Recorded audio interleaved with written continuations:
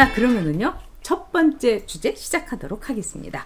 네, 검찰의 수사 방해꾼 추미애. 윤석열 검찰, 지금 검날 초입기다. 아주 폭발 초입기다. 부글부글 하고 있습니다. 자, 이 문제는요, 정말 여러분 제가 봐도요, 너무 심각합니다. 이 추미애가 어떻게 얘기를 했느냐면은, 기소는 검찰이 해라. 그리고 수사는 경찰한테 전담시켜라. 이러면서 수사권과 즉 기소권을 분리하겠다. 그러면서 다른 나라도 다 하고 있다. 이렇게 얘기했습니다. 뭐 미국도 뭐 공소장 뭐 밝히지 않는다. 재판 들어가야지 공소장을 공개한다. 근데 뭐 재판 들어가기도 전에 기소되니까 딱 올라온 거를 우리 누리꾼을 비롯해갖고 기자들이 SBS 기자가 올려갖고 추미애가 정말 망신을 당했지 않습니까?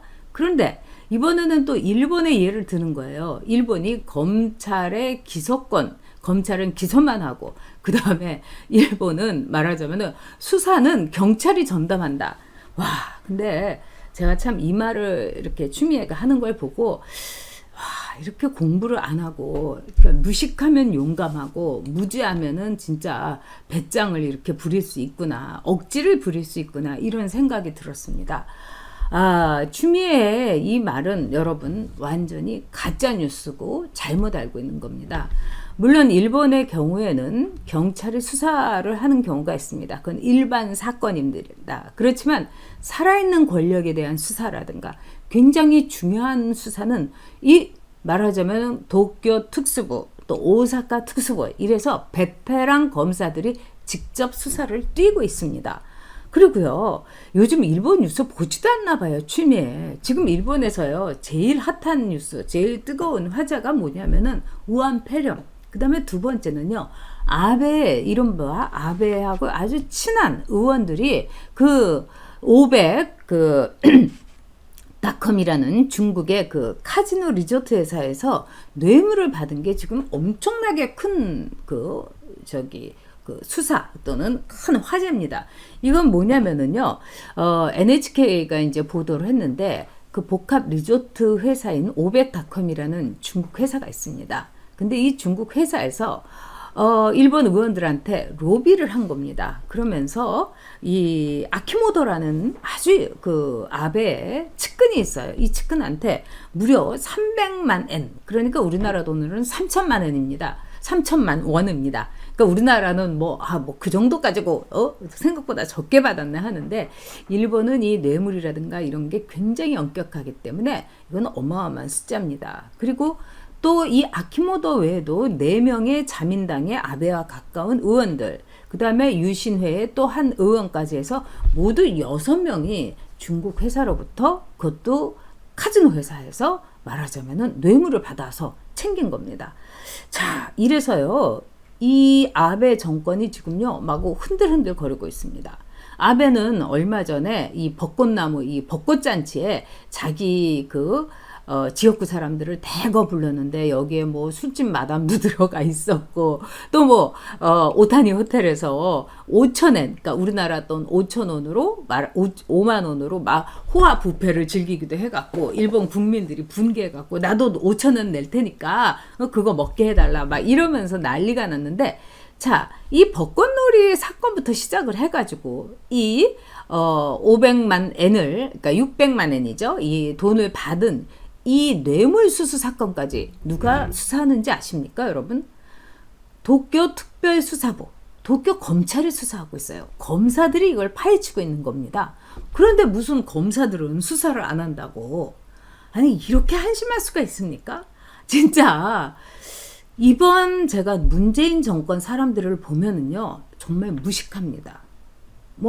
너무 공부도 안 하고, 그리고 기본 상식도 없고, 운동하느라고, 나라 일 걱정하느라고, 학점이 다 펑크나고, F로 쌍권총을 찬 것까지는 이해를 하겠는데, 그 사람들 말로. 그러면 하다못해 책이라도 읽고, 신문이라도 잘 읽고, 방송이라도 귀담아 들어야 되지 않겠습니까? 제가 보니까 이 사람들은 그냥 자기들끼리 그냥 이 말장난만 하고, 말하자면 쇼만 치고, 이러는 게 자기들 일인 것 같습니다. 그러니까 추미애가 일본 그 검사들은 수사를 안 한다. 이건 여러분 말짱하는 가짜 뉴스고요. 아주 이거는 거짓말입니다. 그러니까 추미애는요, 이런 식으로 호도를 하고 있어요. 참 추미애가 제가 보기에는 사고를 쳐도 너무너무 많이 쳐가지고 이런 말도 있지 않습니까? 이 추미애가 이번 총선에서 아주 이 악재로 등장하고 있다. 다른 사람들이 이렇게 보고 추미애 꼴이 보기 싫어가지고 진짜 민주당 못 찍겠다. 이런 말이 있다고 그럽니다. 얼마 전에 여러분께도 전달해 드렸지만은 이 민변에 아주 활발하게 이 활동을 했던 권경애라는 변호사가 오늘 경향신문하고 이렇게 인터뷰를 했습니다. 근데 경향신문이 이렇게 인터뷰를 보니까요, 아주 의미심장한 게 많더라고요. 정말 조국 사건이 있을 때 남자가 가정일은 모를 수도 있겠지 이렇게 생각했다가 하나하나 이거 보니까 이건 아니다. 이래서 자기가 돌아서기 시작했고, 자기가 이 민변이라든가 참여연대 활동도 자기가 이제 그만두려고 한다. 탈퇴를 하려고 한다. 이렇게 얘기를 하고 있습니다. 그러니까 그러면서 자기를 이 보수 세력이 이용하지 말았으면 좋겠다. 하지만 사실은 사실이고 진실은 진실이다. 이렇게 끝을 맺고 있습니다. 저는 그나마 이건 양심 있는 좌파들의 해명, 좌파들의 자기 변명이다. 이렇게 생각을 합니다. 근데 이건 추미애는 이게 뭡니까? 자, 일본의 오늘의 아주 깨끗하고 어떻게 보면은 자정 역할을 하는데 큰 역할을 했던 것이 일본 검찰이었습니다. 그 중에 가운데서도 도쿄 특수부, 아주 전설이었죠. 그리고 일본에서는요, 도쿄 특수부에서 어떤 건을 갖고 수사를 시작했다 하면 일본 국민들은 그때부터 저거는 큰 문제가 있구나 이렇게 인식을 할 정도입니다. 도쿄 특수부에서 했던 전설의 수사들이 있습니다. 3대 전설이 있어요. 첫째는 뭐냐? 여러분 1980년에 여러분도 다 아시는 다나카 가쿠에이가 말하자면 로키드 스캔들, 미국의 무기회사인 로키드하고 마루베니한테서 엄청난 정치 자금을 받아가지고 뭐 금권 정치의 대표자가 말하자면 여러분도 잘 아시는 다나카 아니었습니까? 근데 도쿄 특수부에서 1983년에 딱 수사를 해갖고 다나카를 말하자면은 5년을 말하자면은 이 선고를 때리면서 감옥에 가뒀습니다. 딱 도쿄 특수부에서 딱 체포해버린 거예요. 그래서 그 대단한 다나카 가쿠에이의 그 영광이 한순간에 추락했습니다. 근데 그때부터 일본 정치가요 깨끗해졌어요. 일본 정치는 정말 돈하고 너무너무 이 뭐라고 할까요? 금권 정치, 이 정경 유착이 굉장히 심각했습니다. 근데 이 다나카 가쿠에이에 이어서 그 다음에 여러분도 또 잘 아시는 말하자면은 이 리크루트 스캔들이라고 해가지고 이때는 또 여러분이 잘 아시는 이 뇌물성의 주식을 이렇게 양도해가지고 이때도 여러분이 잘 아는 아주 거물 정치인 다케시다가 말하자면은 수상 자리에서 쫓겨났습니다. 세 번째는 제가 도쿄 특파원이 있을 때 아주 유명한 사건이었는데요. 그 유명한 여러분도 아시는 사과 규빙이란 건 우리나라의 이제 택배 회사 같은 겁니다. CJ라든가 롯데라든가 이런 식 대한통운처럼 유명한 아주 최대의 사과 규빙 택배 회사인데, 이 택배 회사에서 뇌물을 먹었다고 해가지고 그 당시에 일본 최고의 정계 실력자인 가네마루 신이 말하자면은 부총재 자리에서 쫓겨나는 그런 수모를 겪기도 했습니다. 근데 이 모든 일을 한 게 누구냐? 도쿄 특수부입니다. 그래서 도쿄 특수부는 이 3대 신화를 통해 가지고 정말 살아있는 권력에 대한 수사를 통해 가지고 뭘 했느냐? 일본 국민들의 신망을 받았고, 일본 국민들에게 정말 정의의 이 검찰이다, 검사다, 이런 신망을 받았습니다. 자, 그런데 대한민국의 검찰, 어떻게 보면 지금 도쿄 특수부 검찰처럼 우리 국민들의 이 신망을 받고 있다, 이런 생각이 듭니다. 마치 검찰 스스로가 자기 정화를 하고 있지 않습니까, 여러분? 그런 점에서 도쿄 특수부 못지않은 대한민국의 윤석열 검찰, 그래 내가 검찰 개혁하겠다 이러면서 탁탁 윤석열 검찰이 내리꽂고 있는 거, 제가 보기에는 우리 국민들의 박수를 받고 있고, 맨 처음에는 내가 대한민국 검찰을 응원하게 될 줄이야 이렇게 했던 많은 분들이 지금은요 정말 살아있는 권력과 싸우고 있는 그 추잡한 추미애, 그 다음에 조잡하고 정말 조악한 조국, 거기다가 뭐 문재앙은 재앙의 근원이죠. 그런 점에서 살아있는 권력과 싸우고 있는 대한민국 검찰을 우리가 응원하고 그 다음에 성원하고 있지 않습니까? 저는 이런 점에서 우리나라 대한민국 검찰에 힘이 있다, 이런 생각이 듭니다.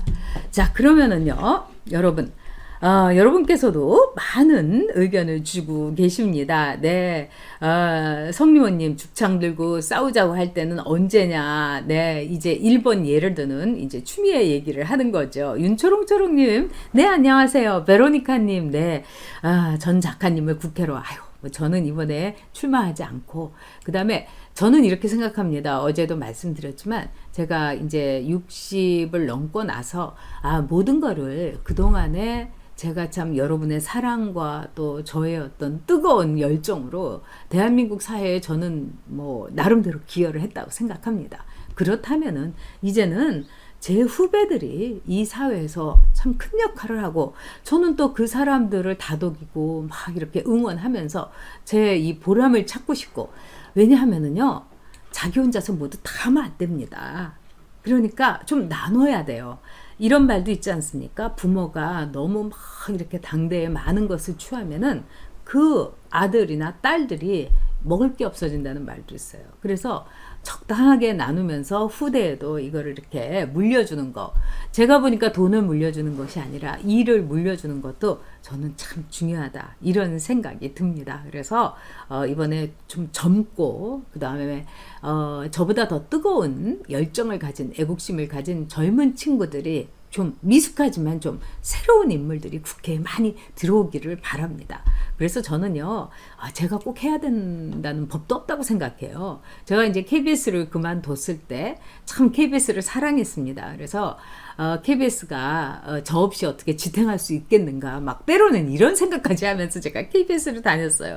근데 그 뒤에 KBS가 오히려 제가 그만두고 나니까 시청률도 올라가고 아주 잘 되고 있더라고요. 그래서 나 아니면 안 된다, 이거야말로 착각이다, 이런 교훈을 얻었는데, 요즘에 KBS를 보면은요, 너무너무 제가 씁쓸하다 못해서 가슴이 참 미어집니다. 네.